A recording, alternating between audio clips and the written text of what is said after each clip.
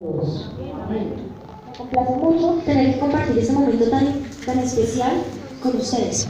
Desde por la mañana hemos visto un tema titulado Juventud, tiempo de decisión. Y este sermón no va a ser la excepción. Vamos a hablar de la gran decisión. Así que para poder comenzar, quiero que inclinemos nuestro rostro y vamos a orar. En un tiempo, Padre Señor, te damos las gracias porque nos permites estar aquí. Te pedimos en este momento que derrames tu espíritu, Señor, que no sean mis palabras, sino seas tú hablando por medio de mí. Que este mensaje que se quiere llevar hoy, acá en este sermón, sea impartido a los corazones de cada uno de ustedes. Te pedimos que nos guardes, nos protejas y nos bendigas en el nombre de Jesús. Amén. Bueno, por la mañana, en la escuela sabática, vimos algunas decisiones importantes, ¿no? Como la altura de nuestras metas, quiénes serían nuestros consejeros, mantenernos sexualmente puros hasta el matrimonio y unas decisiones más. Y es que a mí siempre me ha llamado la atención ese misterio que ocultan las decisiones. O sea, cómo es que una persona frente a diferentes circunstancias, ya sea dolor, alegría, toma el camino que desea correcto. Elegimos continuamente en la vida. Algunas de las decisiones son muy grandes y muy importantes, como formar una familia, tener hijos, qué estudiaré, con qué me casaré, en qué creemos. Pero esas decisiones importantes no pasan de ser 6 o 5. Cada día, desde que tenemos uso de razón, más o menos desde los 7 años, tomamos decisiones pequeñas y que para nosotros parecen insignificantes, como qué ropa ponernos, en qué medio de transporte ir a nuestro estudio, a nuestro trabajo. Cosas pequeñas, pero que al final esas cosas pequeñas hacen las grandes decisiones. O sea que eso quiere decir que los seres humanos en general somos un conjunto de muchas decisiones.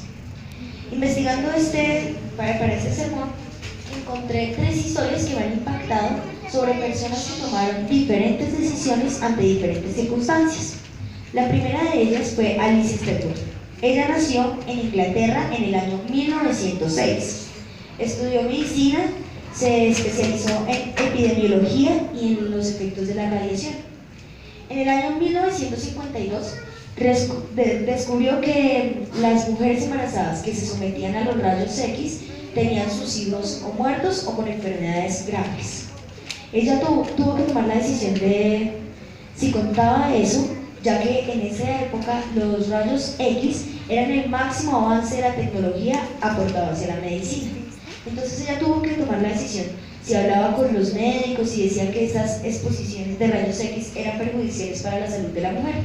Ella tomó la decisión y empezó a hacer campañas de concientización, empezó a hablar con los médicos. Su labor fue reconocida 15 años después. Así que podemos ver o podemos imaginarnos todos los días de tristeza, desánimo que vivió Alicia, ya que ella sabía que ella tenía razón y la gente lo ignoraba. Alicia fue constante y gracias a su decisión salvó muchas vidas. Cuando hoy entramos a una sala de rayos X, vemos muchos letreros que dicen que las mujeres embarazadas están en peligro. Eso se lo debemos a Alicia. La segunda historia tiene que ver enfocada con el tema de la construcción y fue a finales de los años 60. William Le Mesurier era uno de los grandes constructores y arquitectos en esa época. A él le gustaba mucho destacarse por sus edificios y hacía edificios muy llamativos. Y una vez, a principios de los años 70, lo llamaron para que hiciera un edificio más icónico, uno de los más icónicos del mundo, que se encuentra en la ciudad de Nueva York. Ese edificio tenía 59 pisos de altura y al final terminaba con un corte transversal dramático, drástico para esa época. Ese edificio en la actualidad todavía sobrepasa o se nota, es muy notable en la ciudad de Nueva York. Entonces se ve a larga distancia. Una vez él estaba terminando su clase de la universidad y un alumno se le acercó y le mostró unos cálculos donde le argumentaba que ese edificio estaba mal construido y que en cualquier momento una tormenta eléctrica haría que ese edificio se cayera. Él le tocó rehacer los cálculos desde cero, mirar otra vez las medidas y definitivamente llegó a la conclusión de que ese alumno tenía razón. Ese edificio estaba mal construido y en cualquier momento podría derrumbarse. Él tuvo que tomar la decisión más importante en su vida. Si callaba y corría el riesgo que cualquier tormenta eléctrica de ese edificio se derrumbara, o si hablaba y ponía en riesgo su carrera. Él decidió hablar, contar su error, enfrentó el problema y propuso una solución. Y hoy en día él es considerado como un ejemplo de ética profesional. Esa ética o ese ejemplo que él hizo supera aún su carrera. La tercera historia está en la ciudad de Francia, a comienzos de los años 90. Una pareja tenía un chico de 6 años. El padre, por algún motivo, tuvo que hacerse un examen de ADN y resulta que había incompatibilidad genética. Eso quiere decir que ese niño no era su hijo. La madre asombrada también se hizo el mismo estudio de ADN y también hubo incompatibilidad genética, o sea que ella tampoco era la madre de su hijo. Resulta y pasa que el día de su nacimiento el hospital los había intercambiado y le había dado a su hijo a otro matrimonio. Después de muchas investigaciones se dio con el otro matrimonio que tenía a su hijo. El juez que estaba a cargo del caso les dejó claro a los dos matrimonios que ellos tenían que intercambiar otra vez sus hijos y tener la ley de consanguinidad, que quiere decir que volvían a tener los hijos que sí son de ellos, pero también les dio la opción de que si querían quedarse con sus hijos intercambiados, pues que ya era una decisión de ellos. Ambos matrimonios decidieron quedarse con sus hijos intercambiados y así fue. En la actualidad ellos tienen sus hijos intercambiados. Estas 3 historias nos muestran diferentes decisiones que tuvieron que tomar personas ante diferentes circunstancias. Están las decisiones de perseverancia, como la que tomó Alicia, están las decisiones de reconocer nuestros errores, como la que tomó William, y están decisiones colectivas que en cualquier momento nos pueden ocurrir a cualquiera de nosotros, que son como la de los hijos intercambiados. Pero entonces acá surge una pregunta y es: ¿cuál es la decisión más importante que como adventistas tomamos? ¿Llegar al cielo? No, hermanos, eso es una meta. ¿Ser salvos? Tampoco, hermanos, eso es un regalo. Entonces, ¿será bautizarnos? No, hermanos, es una manifestación pública de nuestra fe. Pero entonces, ¿cuál es esa decisión importante que como adventistas tomamos? En la Biblia hay registrados varios casos de decisiones y vamos a leer Josué 24:15, nuestra cita bíblica.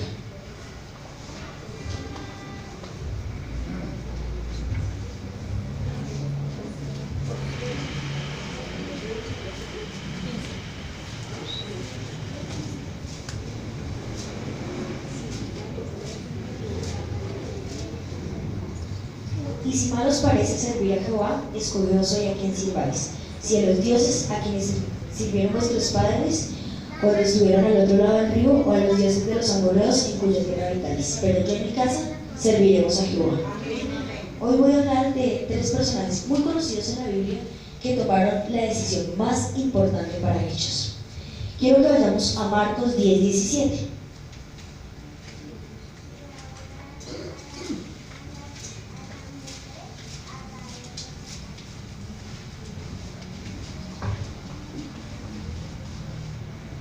Al salir él para seguir su camino, vino uno corriendo e hincando la rodilla delante de él, le preguntó: Maestro bueno, ¿qué haré para heredar la vida eterna? Esta es la historia del joven rico, y antes tenemos que conocer quién era ese joven. Ese joven era uno de los gobernantes, tenía muchas posesiones, mucho poder entre el pueblo. En capítulos anteriores se registra cuando Jesús le dijo a los niños que vengan a mí y no se lo impidáis, porque de ellos es el reino de los cielos. Ese joven estaba ahí y sintió el amor que Dios manifestó hacia los niños. Él sintió el deseo de ser su discípulo. Entonces, en ese momento, cuando Jesús iba a seguir su camino, él corrió detrás de él porque tenía una necesidad y le hizo una pregunta de suma importancia para su vida y la de todo ser humano: Maestro bueno, ¿qué haré para heredar la vida eterna? Marcos 10:19 nos dice: los mandamientos sabes, no adulteres, no mates, no hurtes, no digas falso testimonio. Entonces él respondiendo le dijo: Maestro, todo esto lo he guardado desde mi juventud. El deseado de todas las gentes, en la página 478, nos dice que Jesús citó varios mandamientos que muestran el deber del hombre para con sus semejantes. Cristo miró al rostro del joven como si leyera su vida y escudriñara su carácter. Le amaba y deseaba darle la paz, la gracia y el gozo que cambiaría materialmente su carácter. Una cosa te falta, le dijo: ven, vende todo lo que tienes y dalo a los pobres y tendrás tesoro en el cielo. Y ven y sígueme tomando tu cruz. Este joven se encontraba ante una decisión. Había dos caminos: dejarlo todo y seguir a Jesús, o seguir aferrado a esas riquezas que tenía en esta tierra. El deseo de todas las gentes nos amplía un poco más la historia y la importancia de esa decisión del joven rico. Nos dice que Cristo se sentía atraído hacia el joven, sentía un amor y veía en él que podía ser un excelente discípulo, pero primero tenía que darle a conocer su error. La página 478 Deseo de todo el Espíritu nos dice: Cristo, leyendo su carácter, le amó. El amor hacia Cristo estaba despertando en el corazón del príncipe amor, porque el amor engendra amor. Cuando Jesús nos mira a nosotros, nos ama. Y es importante que leamos esta parte con claridad. El amor engendra amor. Ese príncipe se sentía atraído a Cristo.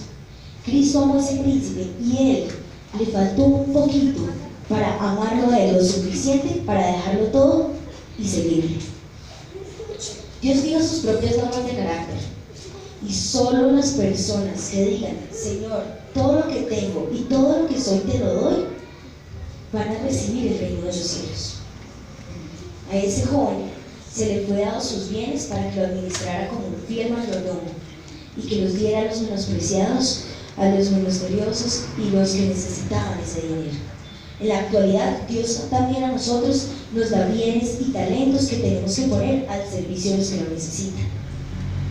El joven rico tomó su decisión y hoy no sabemos más de lo que se registra en las páginas de la Biblia y en el deseo de todas las gentes. En la actualidad no se sabe el nombre de este muchacho. ¿Por qué? Porque su decisión hizo que toda su vida cambiara. Si él hubiera sido un discípulo, seguramente hoy sabríamos el nombre de él y conoceríamos muchas cosas más de él. Ahorita solo sabemos lo que está registrado en Mateo, Marcos, Lucas y en el deseo de todas las gentes.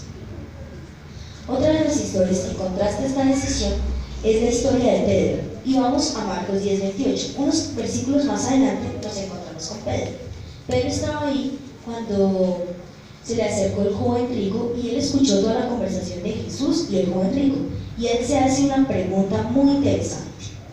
Entonces Pedro comenzó a decirle: he aquí, nosotros lo hemos dejado todo y te hemos seguido. Jesús dijo: de cierto os digo que ninguno que haya dejado casa, o hermanos, o hermana, o padre, o madre, o mujer, o hijos, o tierra, por causa de mí y del Evangelio, no reciba 100 veces más ahora en este tiempo, casas, hermanos, hermanas, madres, hijos, tierras, con persecuciones, y en el siglo venidero la vida eterna. Pero, ¿qué había dejado Pedro? ¿Por qué era tan importante para él? ¿Qué iba a recibir por su decisión? En Mateo, quiero que busquemos Mateo 4:18.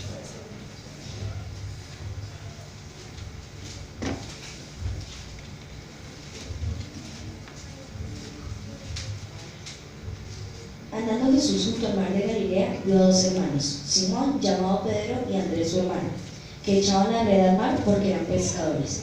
Y les dijo: venid en pos de mí y os haré pescadores de hombres. Ellos dejaron todo al instante sus redes y le siguieron. Bueno, ustedes me dirían: pero también eran pescadores, no tenían nada que dejar. ¿Cómo vas a comparar a Pedro con el joven rico que sí tenía todas sus riquezas y sus posesiones? Investigué sobre un poco de los pescadores y en la actualidad los pescadores, el salario de ellos apenas alcanza para subsistir. Trabajan entre 12 y 15 horas y por su trabajo es tan duro no les permite que trabajen más de los 45 o 50 años. Eso nos referimos a las pescas artesanales, las de los pescadores que suenan su canoa, cosen sus redes para poder pescar, más no a las pescas de las flotas pesqueras y de los buques de ultramar. Más adelante investigando me di cuenta que la pesca y la caza son uno de los oficios más antiguos que el hombre practica, y es que no han evolucionado mucho desde esa época. Así que con más veras diríamos que Pedro no tenía que dejar sino un trabajo, una labor dura y poco gratificante. Pero es que resulta y pasa que Lucas registra que Pedro no dejó todos sus peces y todo en el momento de escasez, sino en el momento de riqueza. Vamos a Lucas 5:1.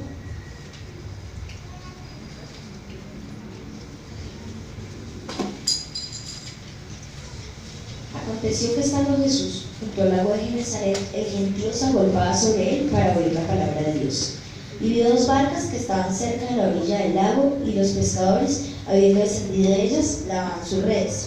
Y entrando en una de ellas, la cual era de Simón, le rogó que se apartase de tierra un poco, y sentándose enseñaba desde la barca a la multitud.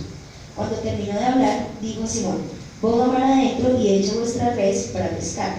Respondiendo Simón le dijo: Maestro, toda la noche hemos estado pescando y nada hemos pescado, mas en la palabra echaré tu red. Y habiéndolo hecho, cerraron grandes cantidades de peces y sus redes se rompieron. Entonces hicieron señales a los compañeros que estaban en la otra barca para que viniesen a ayudarles, y vinieron y llenaron ambas barcas de tal manera que se hundieron. Estos versículos nos dicen que Pedro no dejó todo en la escasez, sino en la abundancia. Cuando Dios hizo su milagro de multiplicarle todo, habían dos barcas llenas. ¿Cuánto pescado había? Podía haberlo vendido y tener muchas ganancias, y hasta quizás dejar de ser pescador. Más adelante nos dice: viendo esto, Simón Pedro cayó de rodillas ante Jesús, diciendo: apártate de mí, Señor, porque soy un hombre pecador. Porque por la pesca que habían hecho, el temor se había apoderado de él y de todos los que estaban con él. Asimismo, de Jacob y de Juan, hijos de Zebedeo, que eran compañeros de Simón. Pero Jesús dijo a Simón: no temas, desde ahora serás pescadores de hombres. Y cuando trajeron las barcas a tierra, lo dejaron todo y lo siguieron. Pedro estaba lavando las redes antes de que Jesús llegara, y el deseado de toda la gente registra que él estaba pensando en la suerte que corrió Juan el Bautista al recibir el Espíritu Santo. Había pensado en las perspectivas y lo que ofrecía Jesús y lo que ofrecía los sacerdotes y los rabinos. Aún su propio oficio le habían fallado, porque no tenía nada en ese momento, no habían pescado, estaban toda la noche trabajando y no habían pescado. Dijo: Maestro, hemos estado trabajando toda la noche y no hemos pescado nada, pero en tu nombre echaré la red. El deseado de todas las gentes, página 212, nos dice: Jesús había dado la orden, y el amor a su maestro indujo a los discípulos a obedecerle. Juntos, Simón y su hermano dejaron caer la red. Al intentar sacarla, era tan grande que la cantidad de peces se encerraba que empezó a romperse. Se vieron obligados a llamar a Santiago y a Juan en su ayuda. Cuando hubieron asegurado la pesca, ambos barcos estaban tan cargados que corrían el peligro de hundirse. Vieron, Jesús había dado la orden, y el amor de Pedro hacia su maestro hizo que él obedeciera esa orden. Ese amor que en ese momento el joven rico no sintió. A diferencia del joven rico y Pedro, es que Pedro dejó todo lo que tenía, y hoy en día lo conocemos como uno de los discípulos más importantes, que con un solo sermón se convirtieron 5,000, que sanaban enfermos solo con su sombra, solo por dejarlo todo y seguir a Jesús. El tercer personaje del que vamos a hablar es Saulo de Tarso. Quiero que vayamos a Filipenses 3, 5 y 6. En estos versículos se registra la autobiografía de Pablo, lo que él dijo de sí mismo.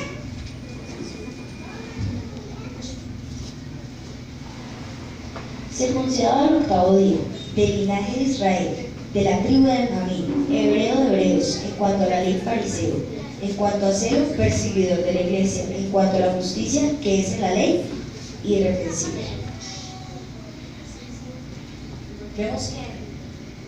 Vemos que Pablo era un judío, era circuncidado a los 8 días, era del linaje de Benjamín, pero nos vamos a centrar en la conversión de Pablo, y quiero que vayamos a Hechos 9:1.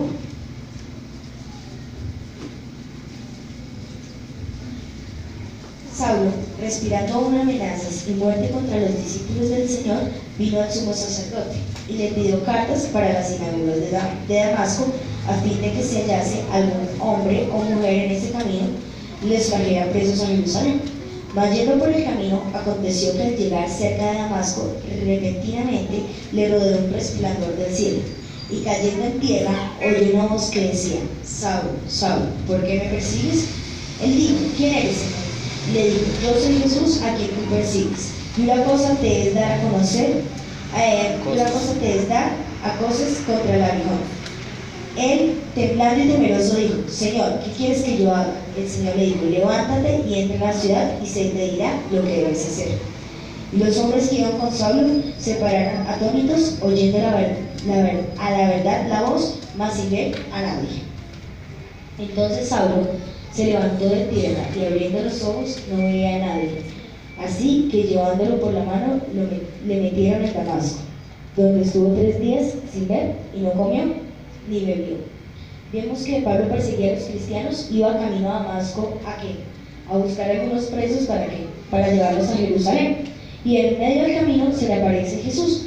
Hechos de los Apóstoles, en la página 94, nos habla un poco más de eso.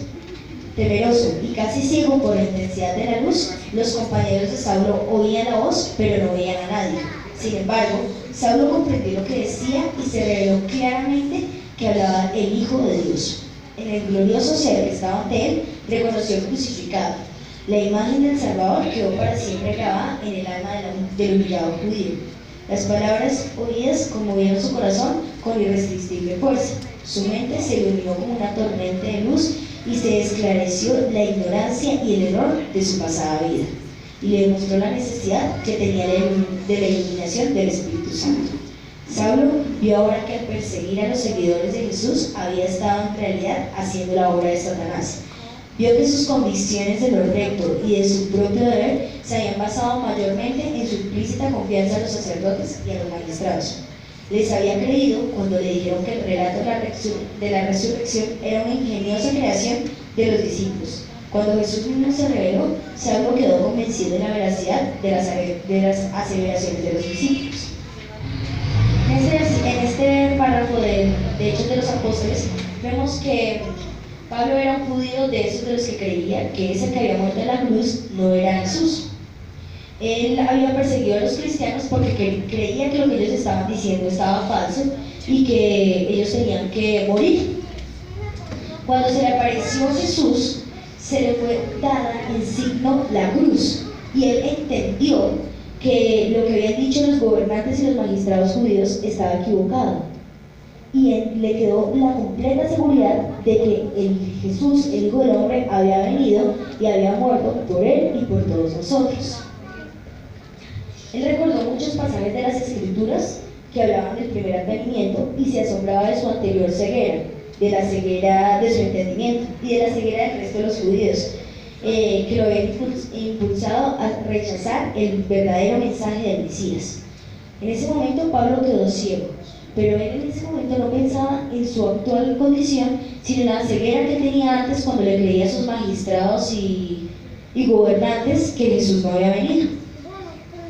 En este relato, Saulo nos da importantes principios de qué debemos tener presente. Saulo, al igual que Pablo, al igual que Pedro, siguió a Jesús. Y de él se conoce mucho. Él escribió varios libros en la Biblia y hoy en día conocemos a Saulo como otro discípulo más. Dejó de ser Saulo y se convirtió en Pablo. Filipenses 3:7 da su propia biografía. Ya lo habíamos leído antes cuando decía que él era circuncidado, pero el 7 nos dice: pero cuantas cosas eran para mí ganancia, las he estimado como pérdida por amor de Cristo. Pablo era igual al joven rico, era uno de los gobernantes, tenía mucha riqueza y muchos poderes entre los judíos. Él daba esas cosas por ganancia, pero las dejó por amor de seguir a Cristo. Estos 3 personajes nos enseñan la decisión más difícil que como adventistas tomamos. Y tienen 3 enseñanzas principales. La primera: los 3 creían en Cristo y pensaban que lo que estaban haciendo estaba bien y que no se oponían a lo que Cristo quería en ellos. Cristo le tocó mostrarle a cada uno de ellos su error y ellos decidían si lo seguían o no. La segunda cosa que nos enseñan son que los 3 cayeron al suelo antes de tomar su decisión, y eso me trae a la actualidad. Nosotros, hermanos, tenemos que arrodillarnos, llegar a los pies de Jesús para poder tomar nuestras decisiones. Nosotros tenemos que caer a los pies del Salvador para que nos pueda levantar y no nos separemos nunca más de él. La tercera decisión que ellos tomaron, la tercera enseñanza que nos deja, es que los 3 tomaron decisiones que transformarían su vida para siempre. El joven rico la tomó para mal, pero Pablo y Pedro la tomaron para bien. Ahora nos toca a nosotros decidir: si elegimos como Pablo o Pedro o como el joven rico. Entonces ustedes jóvenes, los que hoy me escuchan, ¿quiénes pasando acá al frente quieren dejar eso que nos ata al mundo, dejarlo todo y seguir a Jesús? Eso que nos tiene atados al mundo, como la música, las malas amistades, nuestras películas, infinidad de cosas que nos atan al mundo, como los vicios, las redes sociales, en la actualidad los youtubers, todo eso nos ata al mundo. Y en el momento que tenemos que llegar a los pies de Jesús, tenemos que dejarlo todo y seguirlo. ¿Quiénes ustedes como jóvenes quieren pasar acá a recibir esa bendición de Dios y decir: Señor, ante tus pies te digo que tengo que dejar eso para poder seguirte y ser un heredero del reino de los cielos? Y ustedes, hermanos, ¿quieren sentir ese mismo mensaje y quieren tomar esa decisión? Poniéndose al pie, quieren recibir la bendición de Dios.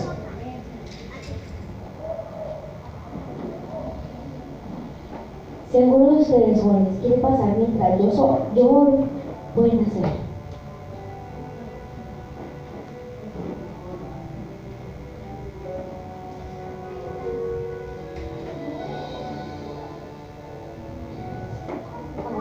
Padre, Señor, te damos gracias porque tú nos dejaste un mensaje claro, Señor. Sabemos que esta es la decisión que debemos tomar, Señor. Sabemos que es lo más importante, dejarlo todo y seguirlo. En la historia del joven rico, la Biblia se registra para dejarnos una enseñanza de lo que pasa si no te seguimos, Señor. Queremos ser tus herederos en el cielo, queremos estar contigo y compartir la vida eterna. Te pedimos en este momento que tú decidas tu espíritu sobre nosotros y que esa decisión sea fácil para nosotros. Pablo, Pedro, para tomarlo, Pedro se arrodilló a tus pies y aunque te decía que se apartaran, te abrazaba, no dejaba que el diablo se despegara de ti, Señor. Ahora nosotros como jóvenes tenemos que tomar esa decisión, Señor. Queremos también estar tan pegados a ti, Señor, que ni el diablo y todos sus ángeles nos puedan separar de ti para el aumento de tu voluntad. Te pedimos que tú nos bendigas, nos guardes y nos protejas en el nombre de Jesús. Amén.